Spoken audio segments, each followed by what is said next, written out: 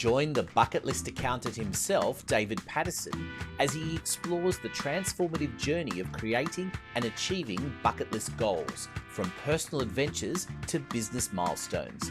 Discover the emotional fulfillment and lasting memories that come with ticking items off the list, along with the importance of accountability and setting realistic objectives. It's all about visualizing dreams and embracing new possibilities. I'm your host, Anthony Pearl. Let's get into making your bucket list happen. David, I think we should address a little bit more detail about this whole idea of the bucket list. Talk to me about, it's a concept that, people are familiar with, but how do you introduce that idea as an accountant in the first place?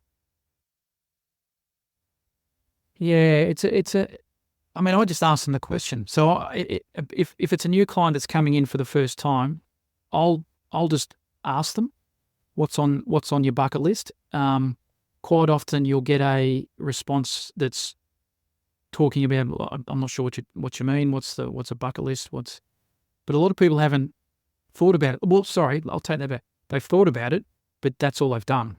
So we then get the conversation going about, well, what are some of the things that you want to do over the next year, 5, 10 years? What are some of the things is a must do before you're, no longer part of this earth?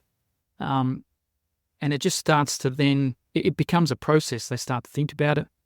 I'll then get them to go through the exercise of just a brain dump, getting it all down onto a piece of paper, and then starting to refine it a little bit. And as people go through this exercise, you can actually see their mind expanding on the things that they want to do. And I think until you start to get it out in the open and out of your head and onto a piece of paper and start talking to your family about it, you're probably a little restricted on the things that you think you want to do. But by actually sitting down and going through the exercise, suddenly all these other opportunities open up that you may have missed out on.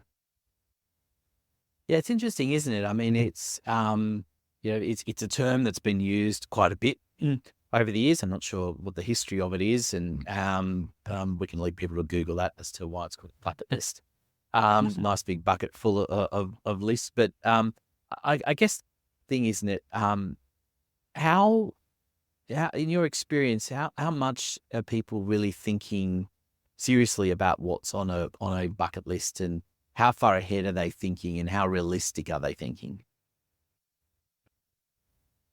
I think in most cases they're not thinking about it at all. I think like I said before, everyone's in their head has got an idea, a vague idea of things that they want to do, but not many people have a clearly written list of things that they want to achieve in the short and in the long term. And I think that's the important part, is to write it down and get it on paper, and even have it somewhere that you can see constantly, just as a reminder that these are the things that we want to do. Because I think people get too caught up in their day-to-day and they forget about the longer term picture of what it is they want to do. And I gather with a bucket list that there's personal, there's family, and there's business. All three things should have their list, right? That's right. That's right. Not everyone in your family is going to want to do the same things. Everyone's going to have. There'll be a collection of things that your family wants to do together, but then your kids will have something different. Your wife or your partner or your husband will have something different as well. And it's important to understand what those things are, all those different elements of the family bucket list, what those elements are, so that you can start to put them in place and start to work towards helping each other achieve your goals and your collective goals. It's something that we don't do enough of. Yeah, and I guess the question is in terms of reviewing it, is that there's two factors there, isn't there? I mean, as we get older, no matter what age you're starting with your bucket list, things change, and equally, hopefully, there are things that you're being ticking off on an annual basis. Yep, absolutely. And it's there's an element of satisfaction as well when you can actually do tick something off. You set yourself the target of having a family holiday that you may not have had for a couple of years potentially if you're running your own business, and to actually get there and then achieve it and take the holiday and come back and go over and tick the list and say, right, that one's done. It just gives you a good feeling, a good sense of the work that you're doing's worthwhile. So those times where you have to put a bit more time and effort into your business, you look back and go, yep, it was worth it because we've been able to do this family holiday, which we haven't taken for 3 years. I think you just delved into my life there. That was about a year ago that we did exactly that. And it was a few years in the making. And to actually get there and do that, I know we had this list of places that we all wanted to go to. And it was, an extended vacation. It was not a cheap vacation at all. But to be able to have done it is just huge. And I know, my kids are older and probably at the point where they don't want to come on holidays with us too much longer. Although, if Dad pays, then maybe they'd come. I'll be happy to go anywhere. Yes, but it was certainly. It's certainly, you're absolutely right there. It's a huge thing to be able to tick that off the list, and I think that's an important point as well. Is that I guess we didn't really think of it in terms of a bucket list. We didn't maybe put that label on it. But it was something that we had talked about as a family for a long time, about places that we wanted to go and the kind of holiday we wanted to have and explore. And it was the absolute trip of a lifetime. And I know, and I think that's personally, I think it's also important to make sure that you don't, once you tick something off a list, you don't just forget it either. For me, there's a great little thing that the iPhone has that allows you to change your background based on an album that you have. And I've picked the album of all of the photos from our trip from last year. And so every hour there's a new photo that comes up and just reminds me of that holiday and makes you think about what you want to do next on the list, right? Well, absolutely, it does. And I think you've hit on a really important point in that the memories that you create by doing these things last a lifetime. As an example, we were in Sydney last week and we caught up with some friends, and it was virtually 30 years to the day that we'd all travelled over to the UK. We kind of went separately and met over there. But the memories that's created, I mean, they've lasted 30 years and they're still. When you see we were going through photo albums, and when you see the photos of certain events and situations, it all comes flooding back to you, and it was like it was yesterday. If you don't do those things, and I could have easily not have taken this trip overseas. There was pressure to focus on a career and do all that kind of stuff, but this was kind of like a once in a lifetime opportunity. And 30 years later, I'm still talking about it. So that's the kind of those memories are invaluable, and they'll last with me till, the day I'm no longer here. This podcast is brought to you by bucketlistaccounting.com.au. Speak to David Patterson and his team if you want to take better control of your life and business, helping small business owners like you be successful designing the life of your dreams. Go to bucketlistaccounting.com.au or check out the show notes for more information. Now back to the program. Tell me, you've looked at bucket lists now for a little while with families and businesses. Has anything shocked you? Not so much what people want to do, but I guess the thing that shocks me the most is that you form an opinion of clients and what the type of person they are, and until you get to understand them from a personal perspective, you kind of just form this opinion of, okay, they're this kind of person.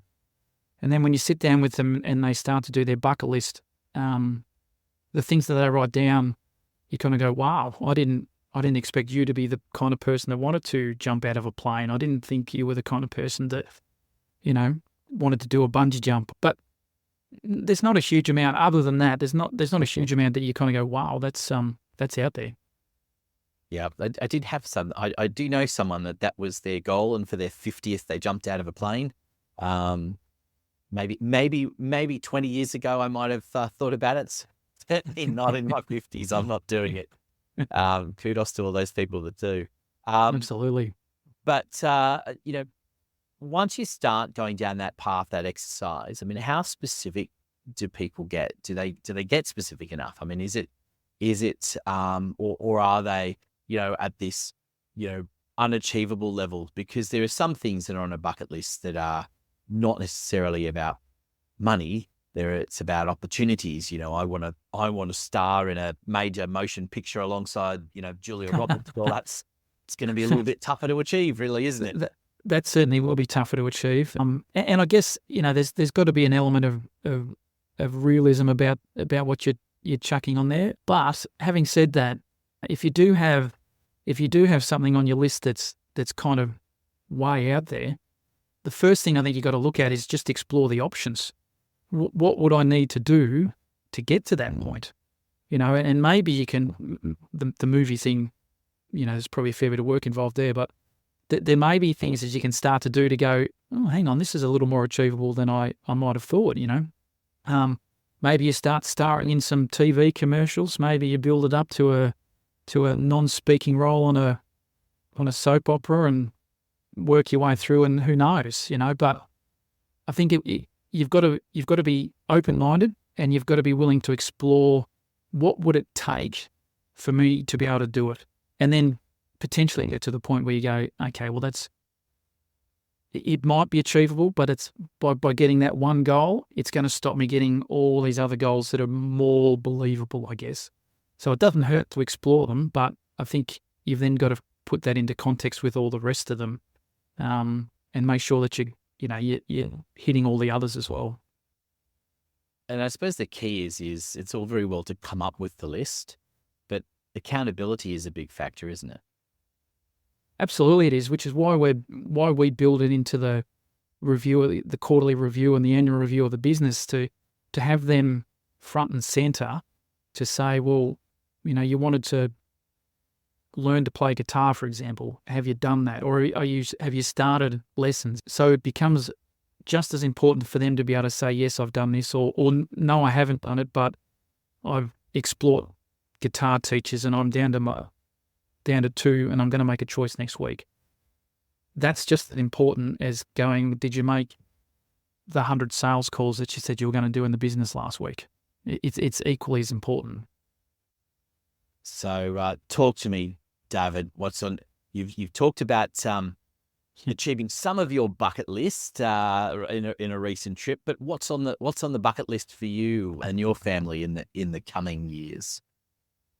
Well, on mine, I've got a lot of travel. So I want to go to, on my list is to go to Japan, to snow ski. So I first met my wife overseas, and we spent 3.5 months at the back end of our trip traveling around Europe.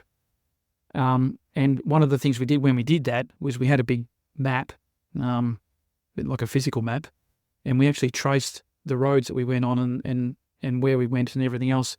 So it's on my list to replicate that trip, go back and do it again, and just experience the difference. And we would be doing it slightly different to the way we did it 30 years ago. But that's there. I mentioned guitar. I'm learning to play guitar, which is something I've thought about for years and years and years. I got a guitar for Christmas, and I'm into those guitar lessons. I want to learn to scuba dive. That's on my list as well. So and go to see the Northern Lights. That's on mine and my wife's list. Yeah. So there's a lot of travel. I can relate to the Northern Lights. We missed it by like 2 weeks. We were in Scotland, and absolutely beautiful there. Can recommend Scotland highly. And after having been there, I followed the local community there because there were lots of photos always being put up by tourists and people there. So it was a good reminder. And 2 weeks after we'd been there, they were showing these magnificent photos of the Northern Lights.